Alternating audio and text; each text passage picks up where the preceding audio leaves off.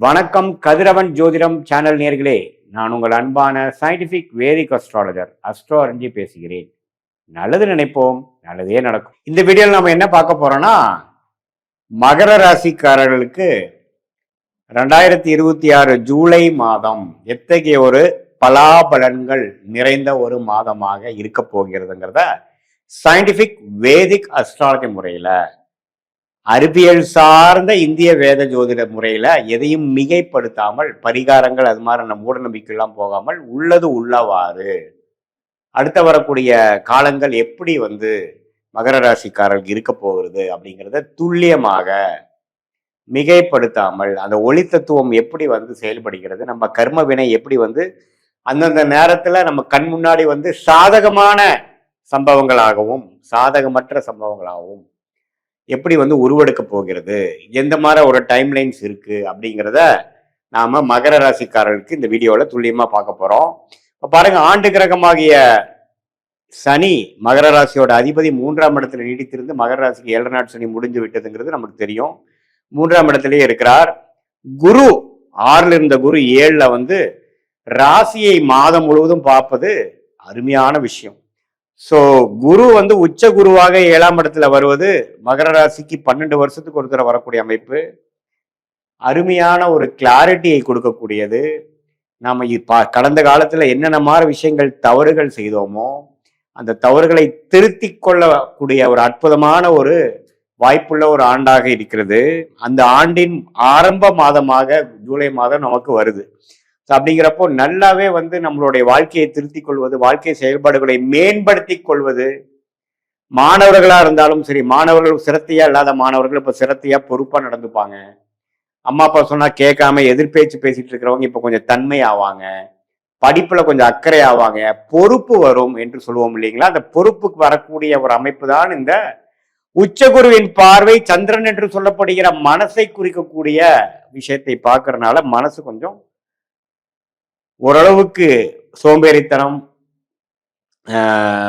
வாழ்க்கையில உருப்படுறதுக்கு என்னென்ன விஷயங்கள் தேவையில்லையோ அதையெல்லாம் விடுவதற்கு ஒரு ஆரம்பகட்ட மாதமாக அமைகிறது மகர ராசிக்காரர்களுக்கு இந்த விஷயம். அதே மாதிரி ராகு 2ஆம் இடத்திலும் கேது 8ஆம் இடத்திலும் இருக்கிறது. சில உடல் உபாதைகள், சில டிராவலிங், பேச்சு மூலமாக சில அதிருப்திகள், அது மாதிரி விஷயங்கள்லாம் கொடுக்க தான் செய்யும். ஆனா இருந்தாலும் குருவின் பார்வை ராசி அதிபதி விழுகுது பார்த்தீங்களா.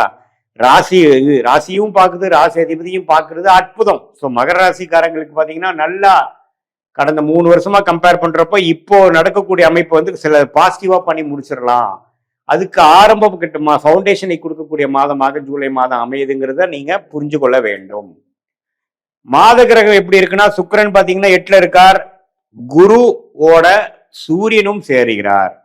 ஸோ சூரியனும் குருவோடு சேர்றது, அட்டமாதிபதி 7ஆம் இடத்துக்கு குருவோடு சேரும் பொழுது சில எதிர்பாராத சில பெனிஃபிட்ஸ், சில நண்பர்கள் விஷயத்துல கொஞ்சம் கேர்ஃபுல்லா இருக்கிறது, ஒரு கலப்பு திருமணம் நடக்கிறது, அது மாதிரி விஷயங்கள்லாம் டக்குன்னு நடந்துடும். அதே மாதிரி செவ்வாய் 4ஆம் 5ஆம் இடத்திலே நீடித்திருக்கிறார். ஸோ குழந்தைகள் விஷயத்துல கொஞ்சம் கேர்ஃபுல்லா இருக்கணும். குழந்தைகளுக்கு உடல் நலத்துக்கு கொஞ்சம் பார்க்கணும். படிப்பு விஷயம், அவங்களுடைய கரியருக்கெல்லாம் நீங்க கொஞ்சம் மெனக்கெடுக்கக்கூடிய அமைப்புகள் இருக்கு. நல்ல லாபம் பெறக்கூடிய அமைப்பு, இடம் பூமி மூலமா லாபம் பெறக்கூடிய அமைப்பு, சுப வேலை மூலமா நல்ல ப்ராஃபிட் வரக்கூடிய அமைப்பு, அது மூலமாக பல பிரச்சனைகள் கடந்த 2 வருஷமாக நிதி நிலைமை, பண விஷயத்துல சில அதிருப்திகள் இருந்ததெல்லாம் போக்கி கொள்ளக்கூடிய ஒரு அற்புதமான மாதமாக இந்த 2026 ஜூலை மாதம் மகர ராசிக்காரர்களுக்கு வருகிறது. அதே சமயத்துல புதன் பாருங்க 6ஆம் இடத்திலே நீடித்திருக்கிறதுனால கடன், நோய், எதிரி, வம்பு, வழக்கு, அது மாதிரி சில விஷயங்கள் இருக்கதான் செய்யும். ஸோ கடனை கொஞ்சம் ஸ்லோவா அடைக்கக்கூடிய தருணங்கள் ஸ்டார்ட் ஆகும். கொஞ்சம் டிராவலிங் கொடுக்கும். டெக்னிக்கல் துறையில, ஐடி துறையில, அக்கௌண்ட்ஸ் துறையில் இருக்கிறவங்களுக்குலாம் ஒரு மாதிரியான ஒரு டெவலப்மெண்ட் வரும். இது மாதிரியான விஷயங்கள்லாம் உள்ளடக்கிய ஒரு அற்புதமான ஒரு மாதமாக மகர ராசிக்காரர்களுக்கு 2026 ஜூலை மாதம் வருகிறது.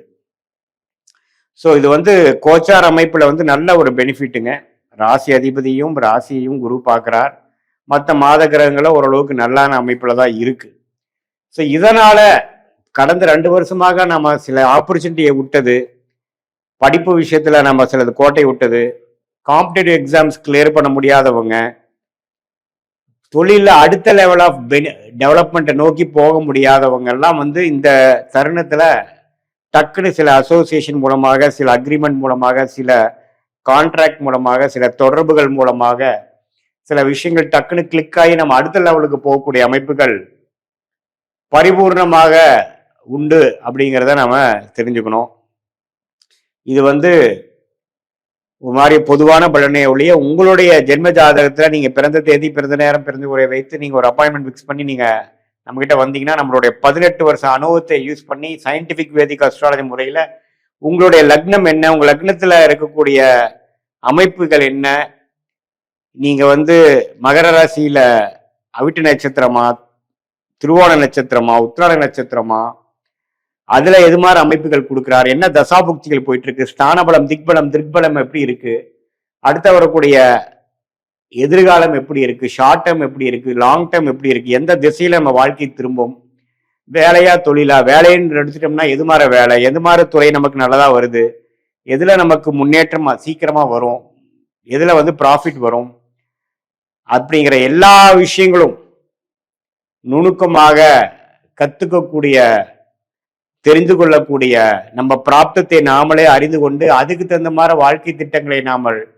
தீட்டினமே ஆனால் வாழ்க்கையில் எந்த விஷயத்தை நம்ம பெறணும்னு நினைக்கிறோமோ அது எளிதில் பெற்று எதிர்நீச்சல் போடாமல், சமய விரயங்கள் செய்யாமல், பண விரயங்கள் செய்யாமல். ஏன்னா பாத்தீங்கன்னா இப்ப நம்ம 1000 வருஷம் வாழ போறது இல்லை. ஆயுசு நல்லா இருக்கும் பொழுது 80 வருஷம் வாழ போறோம்னு வைங்க. இதுல 25-30 வயசு வரைக்கும் படிக்கிறது அது மாதிரி ஆனதுக்கு அப்புறம் கடைசியா நம்ம ஒர்க் பண்றது ஒரு 30 வருஷம்.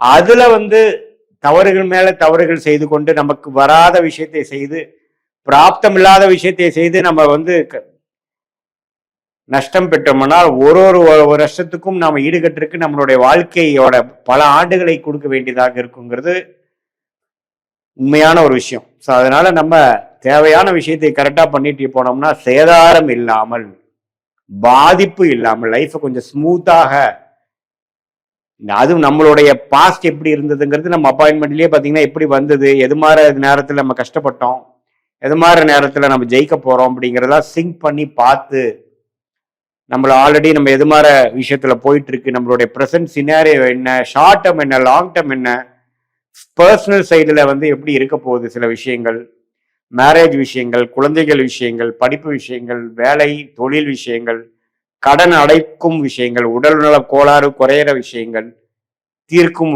விஷயங்கள் எல்லாம் நேர காலத்தோடு எந்த மாதிரி அமைப்புல, எந்த தசா புக்தி அந்தரம் சூக்ஷமத்துல, அந்த 9 கிரகம் 12 கட்டத்துல 27 நட்சத்திரத்துல எப்படி இருக்கிறாருங்கிறதை பார்த்து துல்லியமாக சயின்டிபிக் வேதிக் அஸ்ட்ராலஜி முறையில பலன் எடுக்க முடியும். அது மூலமாக வாழ்க்கையில் எழுதி வெற்றி பெற முடியும் என்று சொல்ல விரும்புகிறேன்.